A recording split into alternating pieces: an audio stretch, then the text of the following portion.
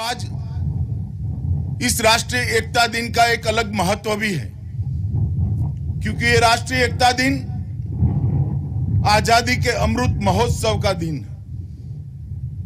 आजादी के अमृत महोत्सव में पड़ने वाला ये राष्ट्रीय एकता दिन हम सब के लिए विशेष महत्व रखता है, क्योंकि सरदार साहब ने आजादी के बाद जाते जाते अंग्रेजों ने जो देश के टुकड़े टुकड़े करने का षड्यंत्र किया था, भारत, पाकिस्तान और 550 से ज्यादा राजे रजवाड़ों को अलग कर देश को खंड खंड करने की एक योजना थी, उसको विफल करते हुए सरदार वल्लभ भाई ने आज एक अखंड भारत बनाने का जो संकल्प लिया था, आज उनका जन्मदिन है। सदियों में कभी कोई एक ही सरदार बन पाता है, और जब सदियों में कभी कोई एक सरदार बन पाता है, वो एक सरदार सदियों तक अलग जगाता है।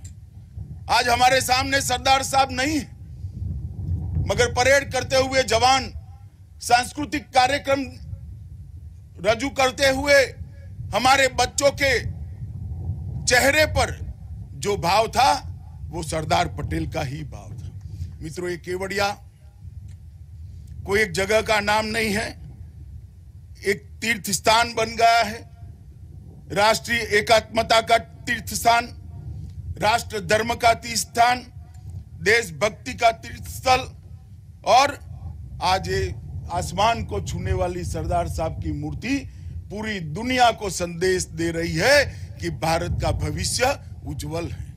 भारत की एकता और अखंडता को कोई क्षत विक्षत नहीं कर सकता।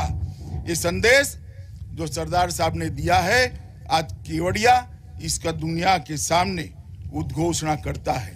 मित्रों, जब भारत में 2014 में बदलाव हुआ, मोदी जी के नेतृत्व में सरकार बनी, तब 2014 में प्रधानमंत्री मोदी जी के नेतृत्व में 31 अक्टूबर को राष्ट्रीय एकता रूप में मनाने का निर्णय किया गया। और इसलिए किया गया कि सालों तक आजादी के लिए सरदार पटेल ने जो संघर्ष किया, वो सालों तक हमारी युवा पीढ़ी को प्रेरणा देता रहे।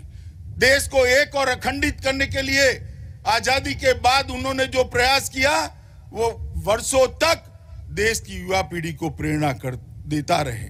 और ये जन सहयोग से बनी हुई ये मूर्ति, ये इसका प्रतीक है कि आने वाली पीढ़ियों को किस प्रकार से सरदार से प्रेरणा लेकर आगे जाना है।